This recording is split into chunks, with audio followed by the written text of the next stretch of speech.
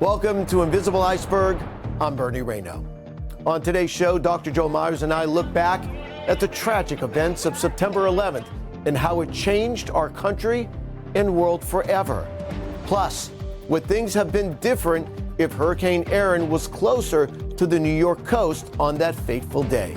It's one of the questions we answer in our segment, What If? And we reveal some of the most powerful hurricanes to impact the New York area in recent memory. It all starts now on Invisible Iceberg.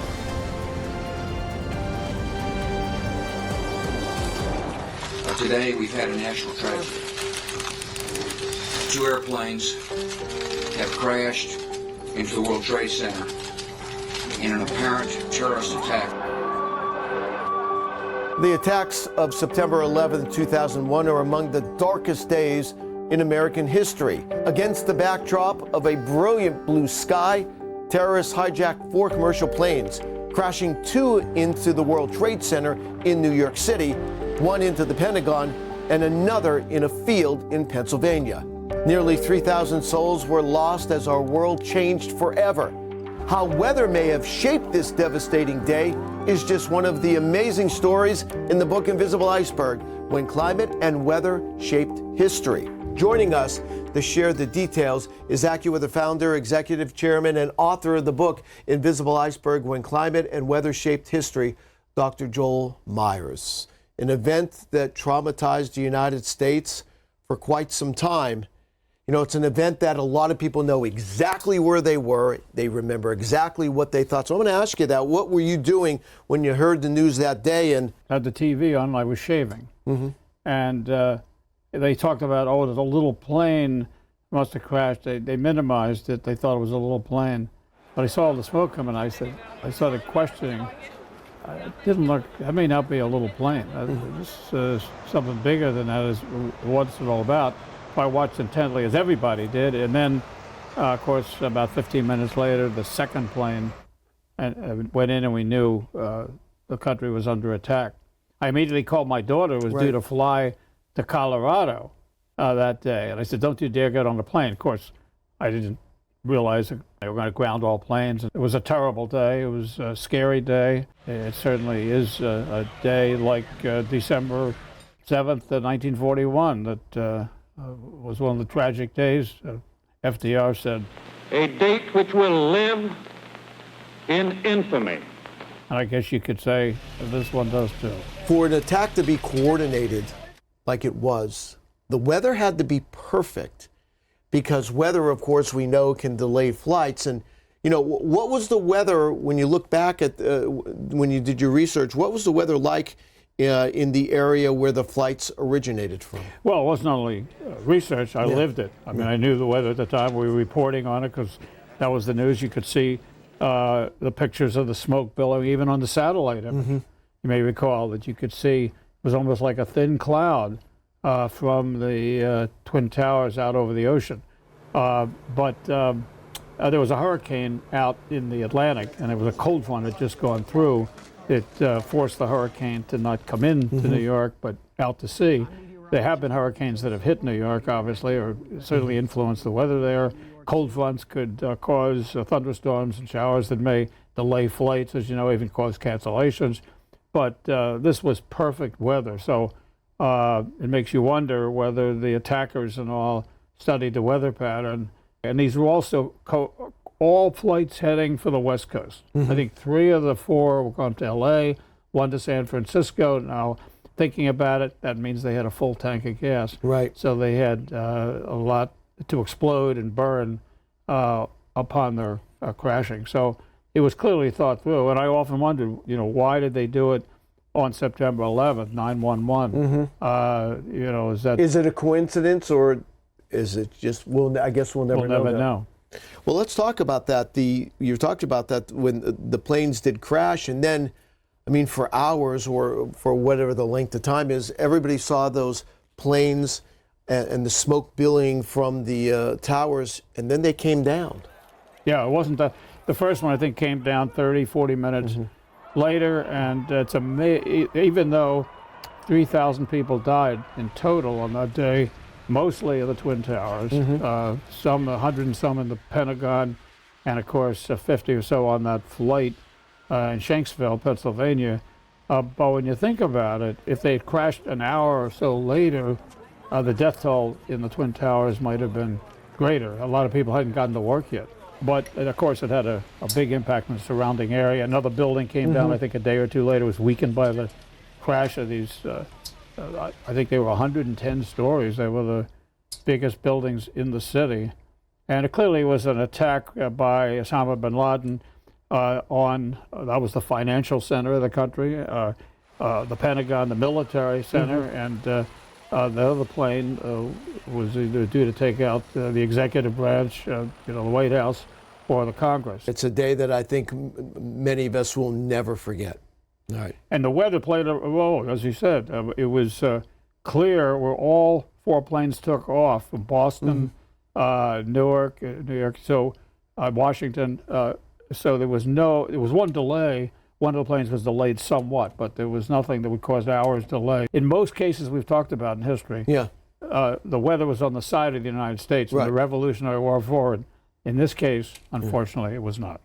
All right. Thanks, Dr. Myers. Very interesting. We'll check back with you in just a few minutes. Here with more perspective on 9/11 is Jan Seidler Ramirez. She is the chief curator at the National 9/11 Memorial Museum. Thanks for joining us here today. Good morning or good noon. What are your memories of the events of September 11th? Where were you when the planes hit the World Trade Center? I was in my office wondering where the rest of my staff was actually for a 9 o'clock in the morning meeting. They usually were on time and nobody was there. And somebody finally ran in at about 5 after 9 and told me to log on to my computer. It being a historical society, there was no television in the building. And that's when I think, I first saw the picture of my screen actually froze of the big gaping hole and smoke being emitted from the North Tower. A visit to the National 9/11 Memorial Museum is a powerful and personal experience. What do you find that visitors who lived through 9/11 are looking for when they arrive? Well, if they're New Yorkers, I think they are looking for first a cue to the authenticity of their own experience, which we try to do actually with a big photograph, probably one of the last ones taken of the World Trade Center towers looking beautiful that September morning, because first they remember the color of the sky. And from there, the witness experience begins. And I think they are also looking for the authenticity of place, a respect for the facts as they are known, and most particularly a sense that the day and all the days that followed, and most particularly the memories of the people caught in the storm who were killed and whose lives were forever changed, that those stories and memories are being reverently and respectfully remembered at this site. It's been more than 22 years. How do you help visitors to the memorial and museum who weren't alive on that day to try to understand in some way the experience of September 11th? It's a great question because our audience has completely really begun to shift to the born after generation. We're very aware that, when they buy a mug or a t-shirt that says never forget, what are they supposed to remember if they weren't alive to begin with? They want to see the authentic evidence of the day, and that seems to sober them up pretty quickly, and their questions follow from that. How can we best remember and honor those we lost and learn from this for the future? If you come to the outdoor memorial, I think you have a great opportunity to sense the enormity of the human cost of the day here in New York and elsewhere. And you get the sort of mega impact of the event through the two pools, the 2,983 names etched around it. So it is really truly, and this is the name of the memorial, reflects the sort of permanent absence of these lives in this place from the city. But if you go into the museum, you're going to reclaim the presence of the meaning of those lives that were lost, where we, in our memorial exhibition, try to remember how people lived, not how they died. And we pay respect to all the thousands and thousands of people that came to help in the aftermath. So they really are an important balance to one another. Jan Seiler Ramirez, Chief Curator at the National 9/11 Memorial Museum. Thank you again for joining us. Happy to. Coming up, we reveal some of the most powerful hurricanes to impact the New York area. But next, would things have been different if Hurricane Erin was closer to the New York coast on that day? It's one of the questions we answer in our segment, What If?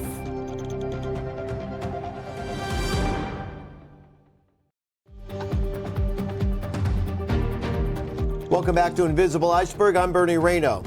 As the terror attacks were unfolding on September 11th, Hurricane Erin was spinning off the northeast coast.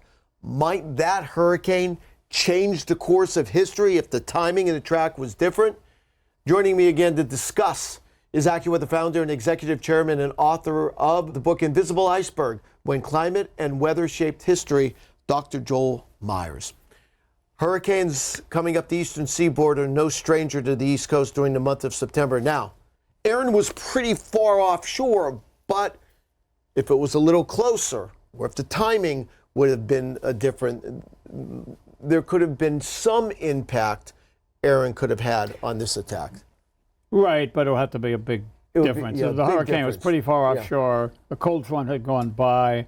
But it would have been a major difference in path and such. So we can speculate on that. Yeah. But given what the weather map was then and our forecast was even days ahead, we expected the storm to stay offshore of the cold front to sweep through. So it was almost perfect weather, unfortunately, for this attack. How did 9/11 and the attacks change the world?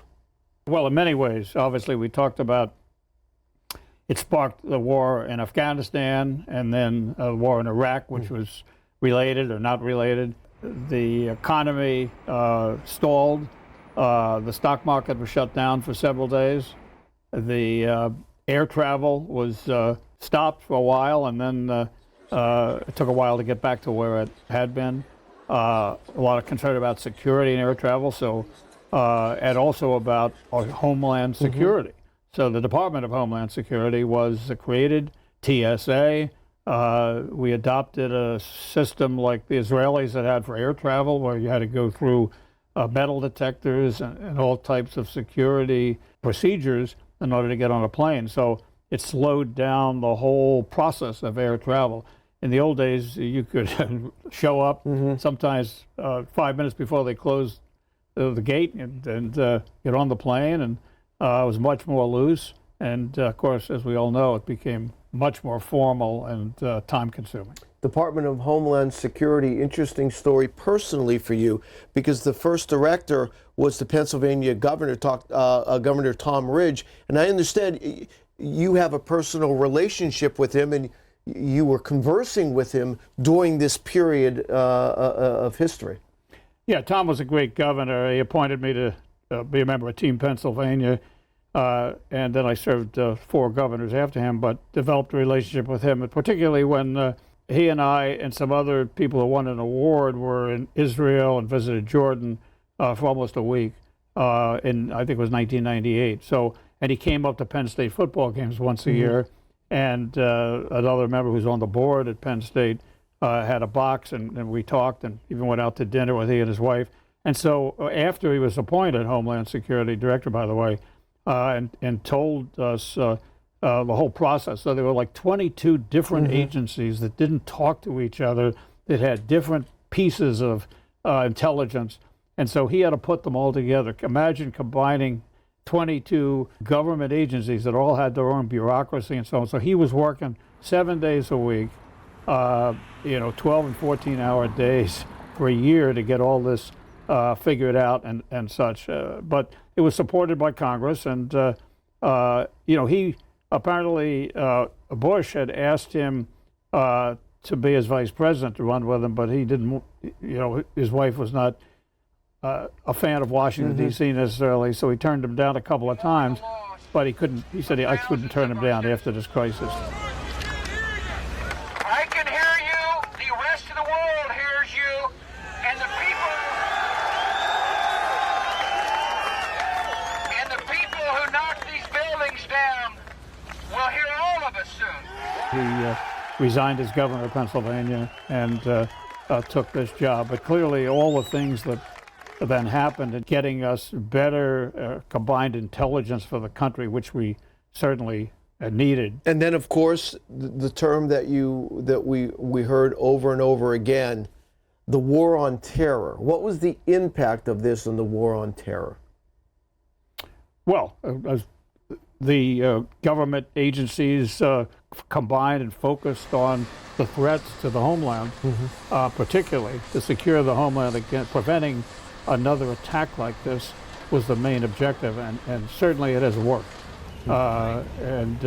We take it for granted now, but we have been secure since that horrible attack, and hopefully that'll continue. There's challenges all the time, but from what I understand, I'm not close to it, but it's we ought to look on that as a success because a lot of attacks have been thwarted since that day. And of course, we haven't had any attacks at the airports. And of course, and I know you mentioned this briefly, but the impact that this had on travel and especially flights, I mean, we're still feeling this today. And you had mentioned it was a lot different before 9/11 than it is now.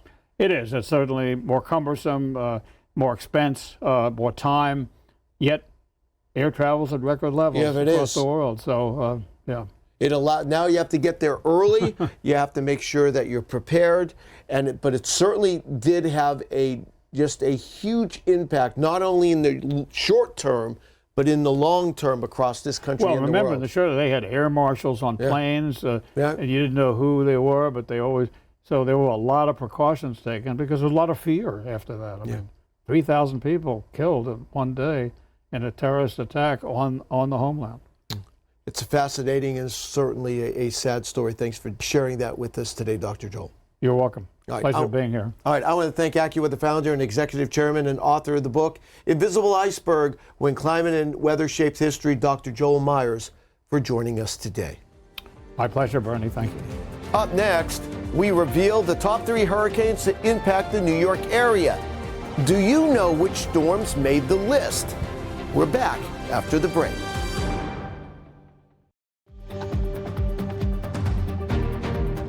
Welcome back to Invisible Iceberg. I'm Bernie Rayno. New York City and Long Island are no stranger to hurricanes. In fact, hurricane impacts have been documented as early as the late 1600s. Here's a brief list of some of the more recent and impactful storms. Known as the Long Island Express, this hurricane made landfall in Suffolk County on September 21st, 1938, with sustained winds of 120 miles per hour. An 18-foot storm surge washed across parts of the island. The storm resulted in at least 60 deaths, hundreds of injuries, and destroyed 8,900 homes and 2,600 boats. The Great Atlantic Hurricane roared across Long Island September 14, 1944, with gusts over 100 miles per hour. The storm completely destroyed 117 homes and severely damaged over 2,400. In all, 6 people were killed. On September 11, 1960, Hurricane Donna made landfall on Long Island with sustained winds of 100 miles per hour and higher gusts. A storm surge of 11 feet inundated New York Harbor, causing extensive flooding. Sandy made landfall in Brigantine, New Jersey on October 29, 2012, and produced wind gusts over 100 miles per hour in parts of New York City. A record 14.41-foot storm surge at Battery Park flooded parts of Lower Manhattan, including various tunnel and subway systems, making them inoperable for weeks. Over 9 million customers were without power, including 90% of Long Island and most of Manhattan below 49th Street, some for several months. Severe flooding also destroyed homes and businesses in parts of Staten Island, Brooklyn, and Queens. I want to thank AccuWeather founder and executive chairman and author of the book Invisible Iceberg, When Climate and Weather Shaped History, Dr. Joel Myers, for joining us today. And a big thanks to all of you for watching. If you have a question or comment, send us an email at questions@AccuWeather.com. We look forward to seeing you next time.